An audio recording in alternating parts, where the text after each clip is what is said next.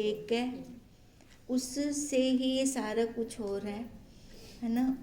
और हम सारे उसी के कारण से ही हैं।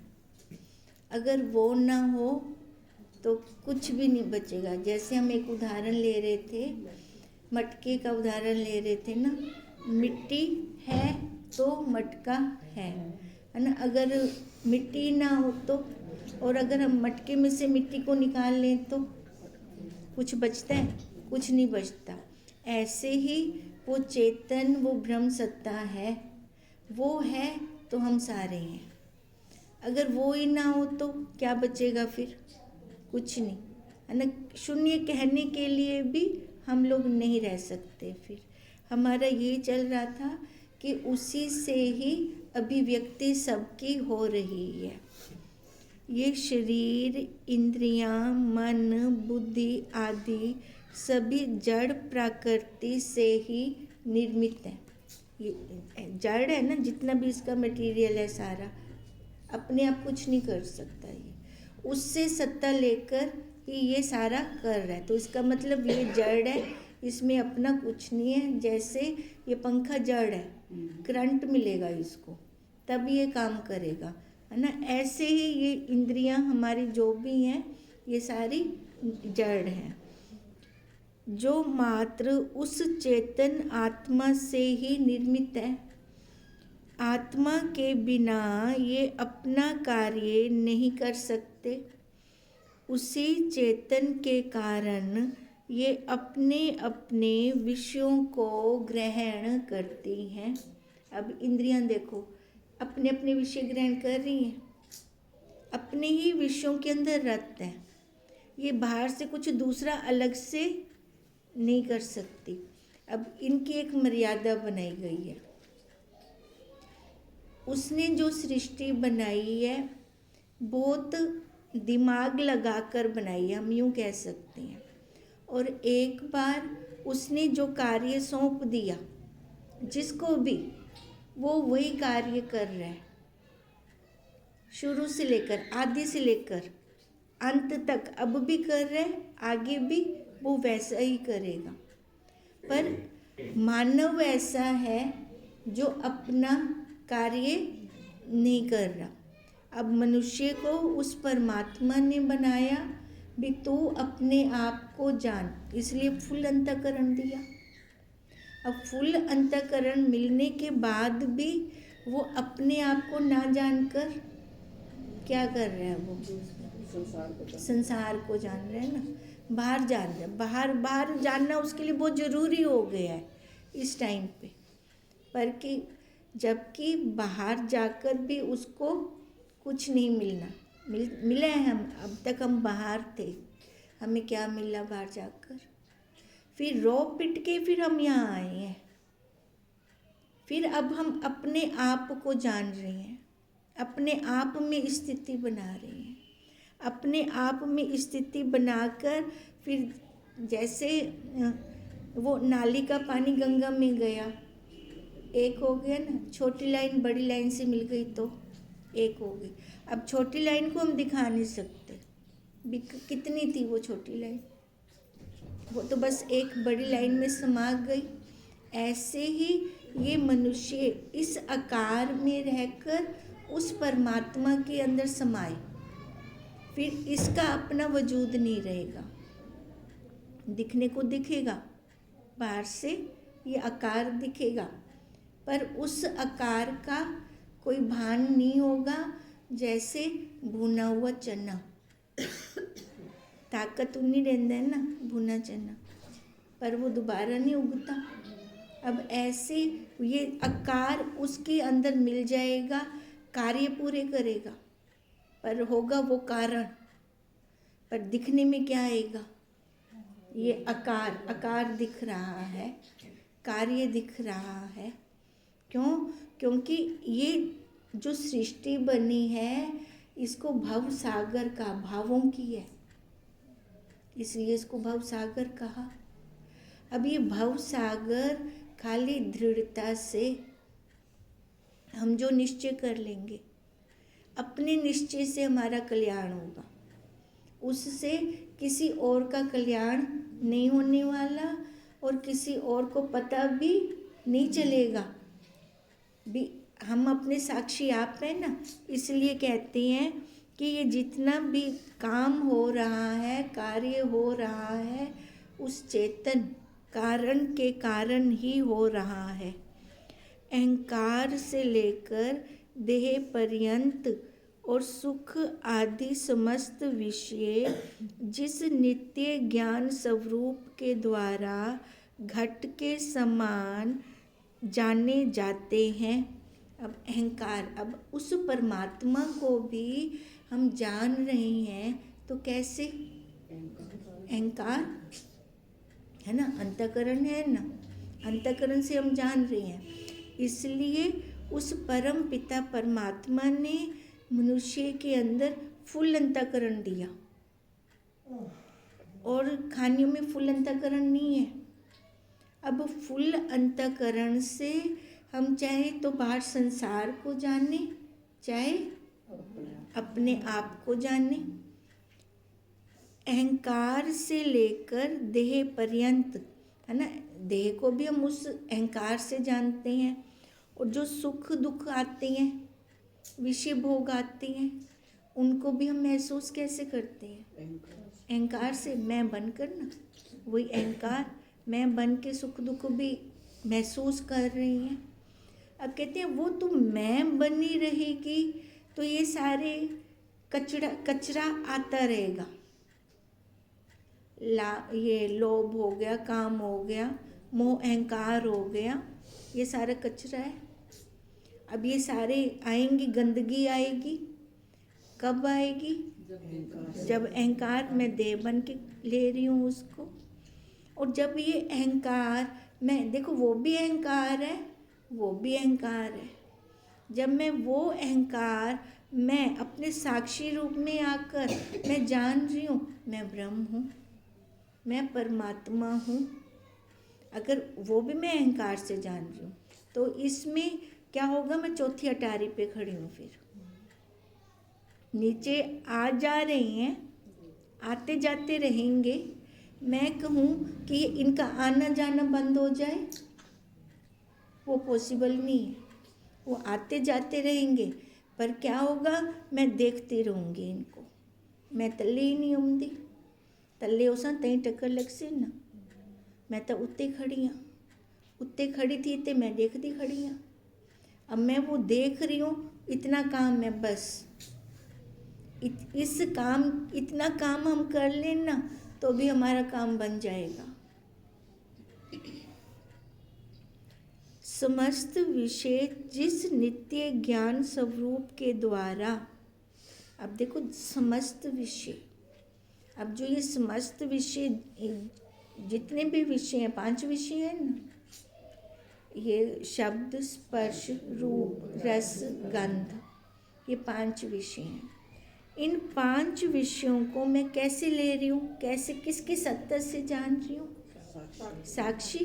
वो एक साक्षी स्वरूप है, वो एक है। अब जैसे हम कई बार उदाहरण लेते हैं, रोटी हाथों से बन रही है, आँख अपना काम कर रही है, पलटे मार रही है, देख रही है, जले ना, है ना, पैरों से चलकर अंदर भी देख के आ रही हूँ मैं।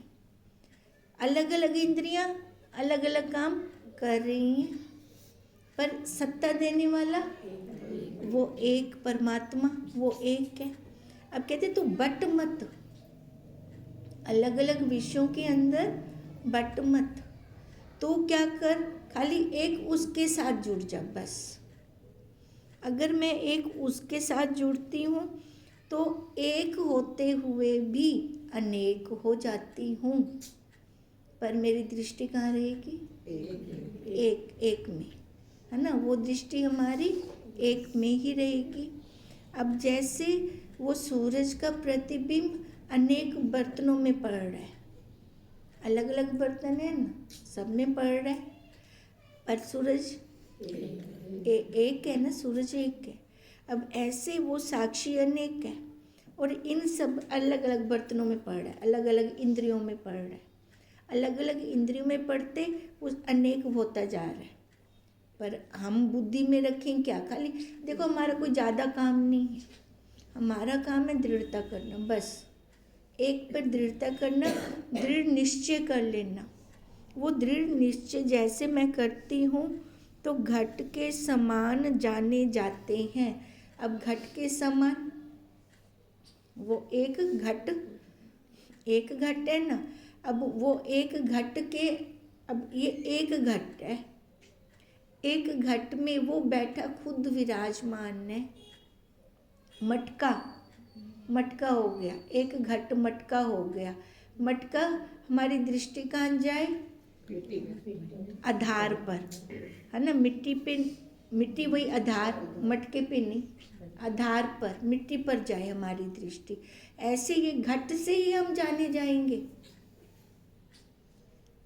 अब मटके को देखो, पहले तो मिट्टी थी तभी मटका बना, पर हम क्या करें, बाहर से अंदर जा रहे हैं।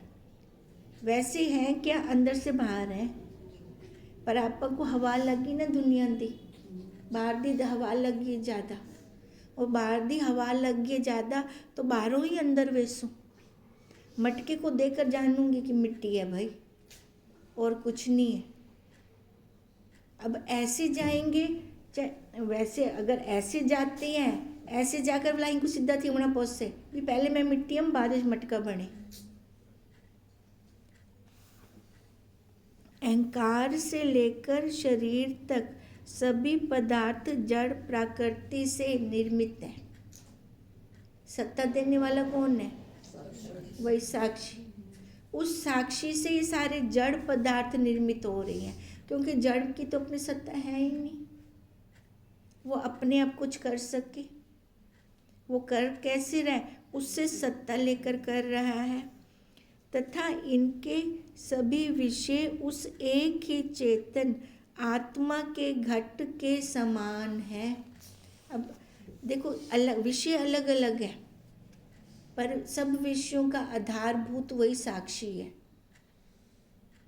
अब जैसे हम कहते हैं ना, सूरज की किरण सूर्य रूप है, अब ऐसे ही हम कहेंगे, विधि पक्ष में आ रहे हैं कि जितने विषय हैं उन सब का आधार वो घट एक है, एक से निकल रही हैं ये सारे। अब एक से निकल रही हैं तो हमारी दृष्टि उस एक पर रहे, अलग अलग पे ना बट ना जाएं। अगर बट जाएंगे तो वहाँ से वापस आना मुश्किल हो जाएगा हमें। जिसमें यह नित्य ज्ञान स्वरूप आत्मा अवस्थित है, इस घट के अंदर है। घट एक, सब बर्तनों का घट एक, सभी का अपना अपना घट है, और सभी घटों के अंदर वो विराजमान है। अब ये सारे मटके हैं, इन मटकों में क्या है, वो मिट्टी, वो एक मिट्टी एक है।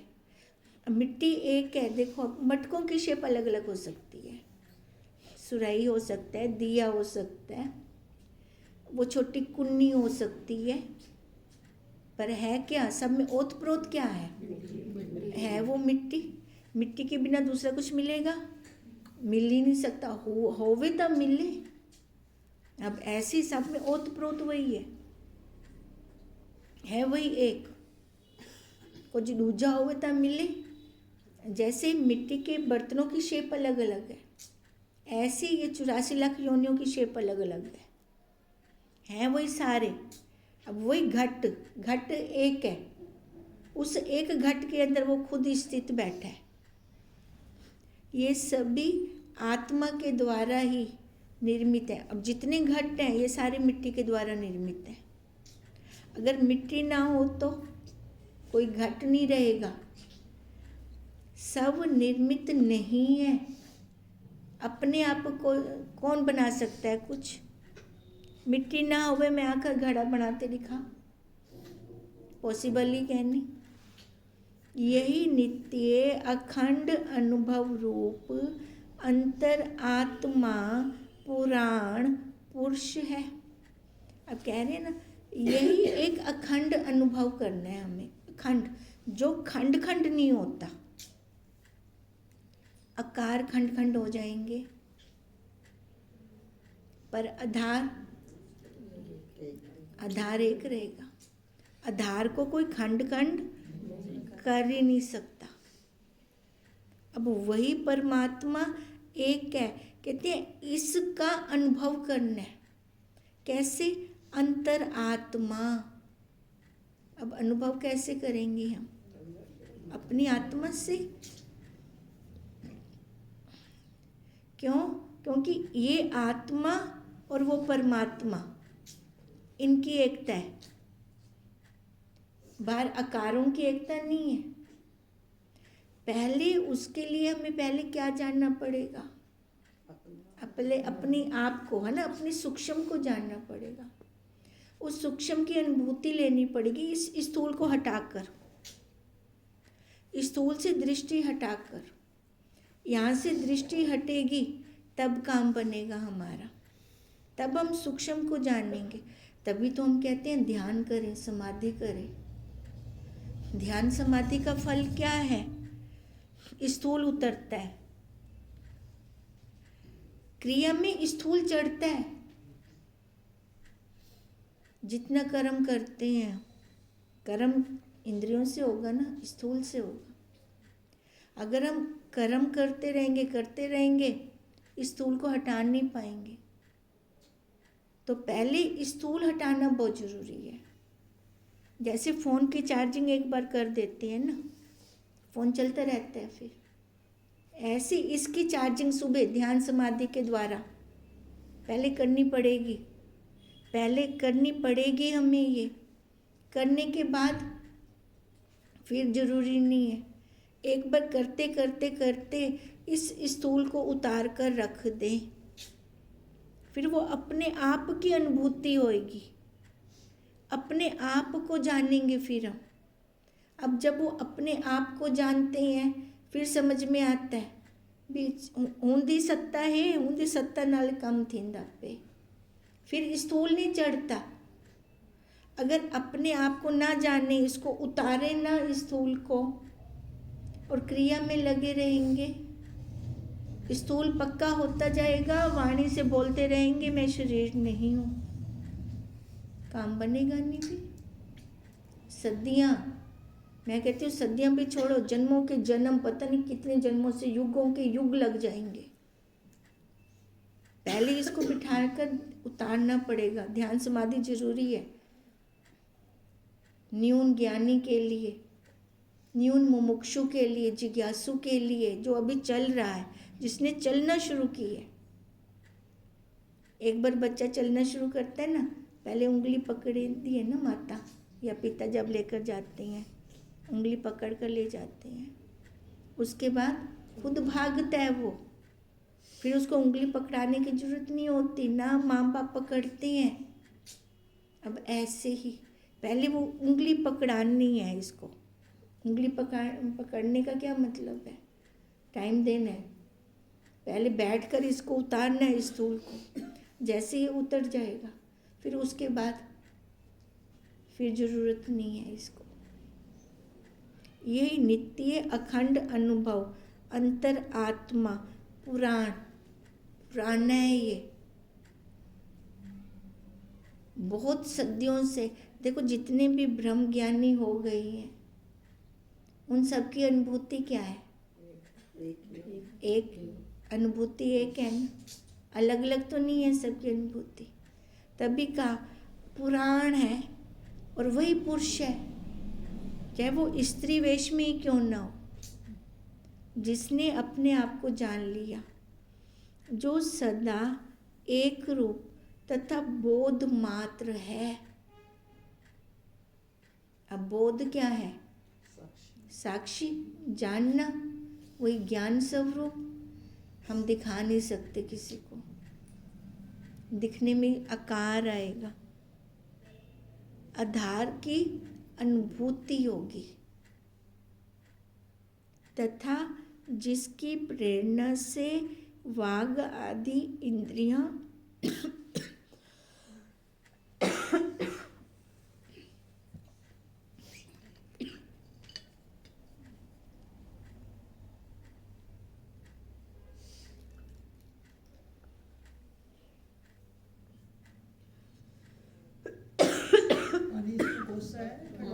बहुत सा किया कोई नहीं सही बात हाँ।